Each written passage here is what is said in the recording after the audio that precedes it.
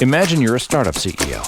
Specifically, you're this guy, Jason Mayden, ex-designer for Nike and Jordan, and now you're running a company called Superheroic. You specialize in footwear and apparel for kids. You're backed by Foot Locker. You have celebrity endorsements. I wish I could have had some sneakers like Superheroics. Shoot, I might have been really something else. Your company is going up and to the right. But then, it's late 2019, and your manufacturing partners in China tell you about this strange virus. This hasn't become world news yet. You're getting this info directly from the source. Now, you have a crystal ball into the future. Breaking developments in the coronavirus pandemic. Stalled production lines across China. So these people were starting to tell me about the fear they felt. And that's when I knew that this is serious. It's something that will affect the way we live, the way we interact, and the way we do business across borders. It really made me think deeply very early on about how to navigate these choppy waters.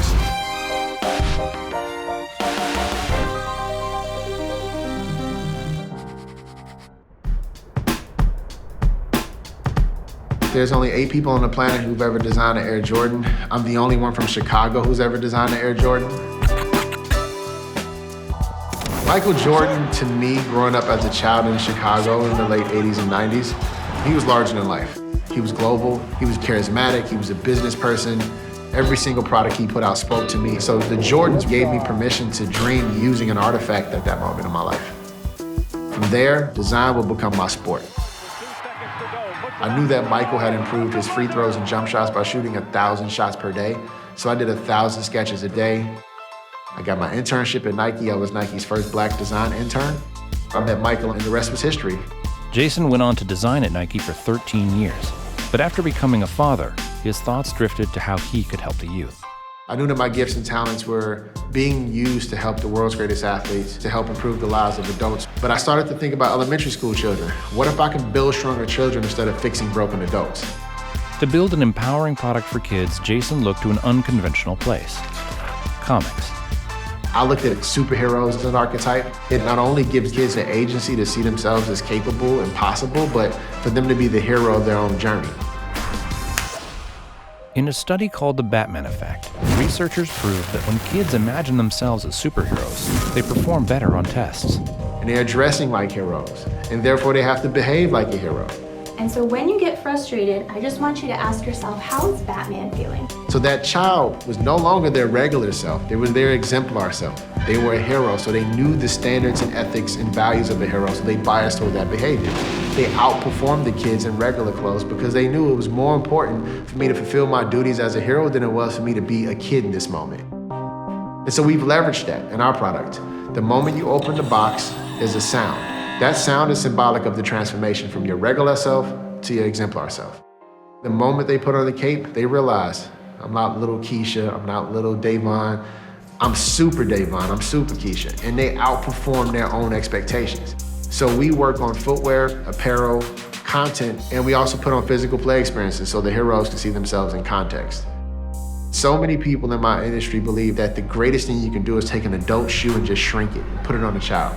Take an adult event and include a child. No, that's not good enough. Our children deserve our best. We focus on things like gender neutrality because you have the retail landscape that has a wall for girls' colors and a wall for boys' colors, and here we are showing up with just colors. We build our product physically to fit the modality of play that both boys and girls have at that age. Because when these kids discover what they can do on the playground, that translates into confidence in the classroom. Confidence into the classroom translates to people who aspire towards higher versions of who they think they can become. Michael Jordan was my hero. And I love Mike, but beat Mike. Be better than Mike. We need you to be better than Mike. I think this generation has the ability to look at themselves as their own hero. Now, a short time ago, the World Health Organization declared the outbreak an international public health emergency. Jason learned about coronavirus at the very time they needed to manufacture their shoes. When you have countries on quarantine, that means that the actual infrastructure is on pause. When you have infrastructural pauses, that means there's shipping delays. When there's shipping delays, you can't deliver your product to your vendor on time, so now you miss the season. Our season is back to school. So there was no way for us to get access to the raw materials to make safe product on budget, on time. And if they couldn't sell product for back to school, they would probably have to wait another year to make significant revenue. The one part about entrepreneurship that people gloss over is that in your early days of building your business at the seed stage, anyone that gives you capital is placing a bet on you, not your idea. Ideas change because of market conditions, but early on, it's a bet on you being responsible.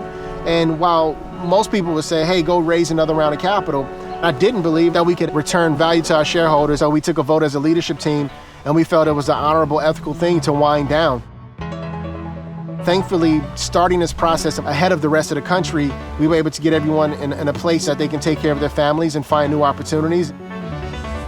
By spending his investors' money responsibly, Jason has set himself up to easily raise capital when he has his next big idea. I've never really looked backwards because Michael told me you don't get points for yesterday's game.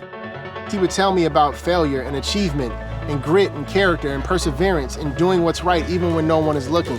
Those are the things that I live by.